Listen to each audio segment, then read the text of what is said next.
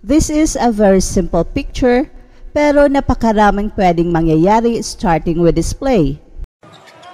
And as I think Pete mentioned early in the game as well, the foul trouble takes away the aggressiveness, of which is a huge part of his skill set. 25 points and 4 rebounds last night. Great wraparound pass by Mitch.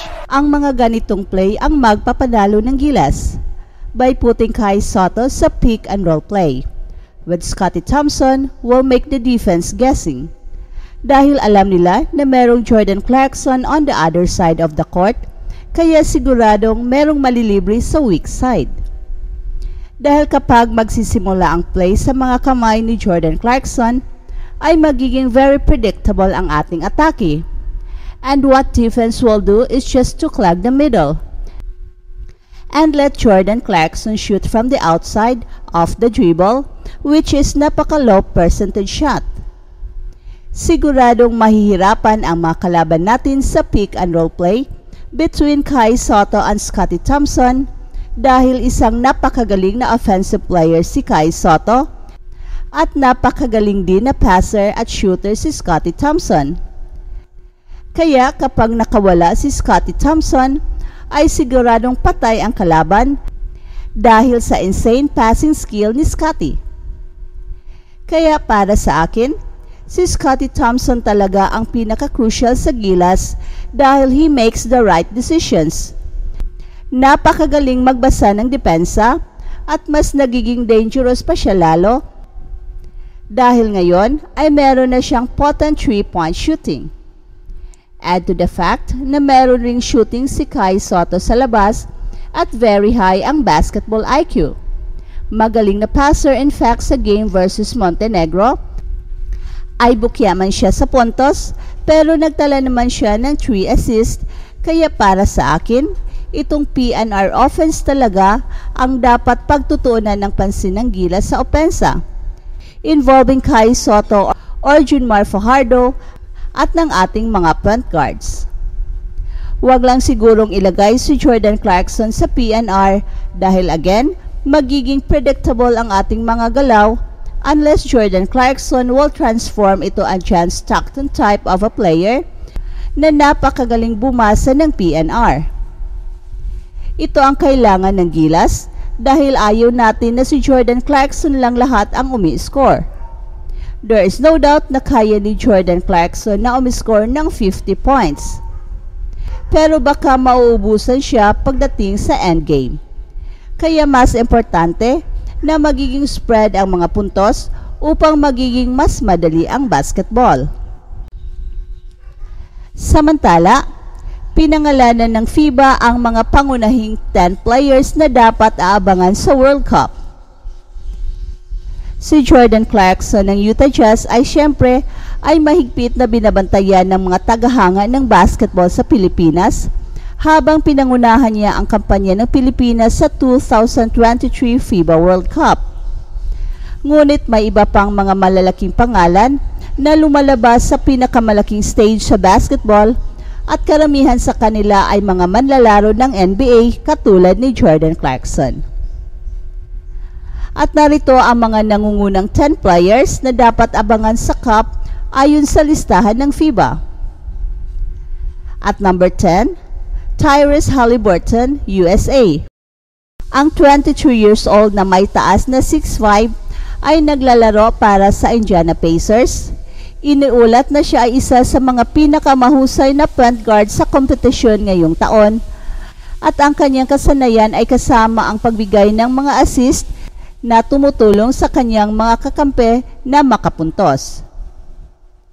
At number 9, Patty Mills, Australia. Si Mills ang pinakamalaking sandata ng Australia mula sa labas ng 3-point line. Bagamat siya ay isa sa mga matatanda sa koponan, siya ay 35 years old na ngayon. Ang 6'2" gunner ay naging pangatlong pinakamataas na scorer sa kanyang 23.3 points bawat laro sa Tokyo Olympics. Number 8, Bogdan Bogdanovic, Serbia. Si Bogdan Bogdanovic ng Atlanta Hawks ang pangunahing manlalaro ng Serbia na wala ang 2 beses na NBA MVP at bagong koronadong NBA champion na si Nikola Jokic. Ang Serbian marksman ay ang top scorer ng FIBA noong 2019, kung siya ay may average na 22.9 points bawat laro. At inaasahan na siya ay magpaputok ngayong taon upang subukan na ibalik ang kanyang kupunan sa tuktok. 7. Dennis Schroeder, Germany.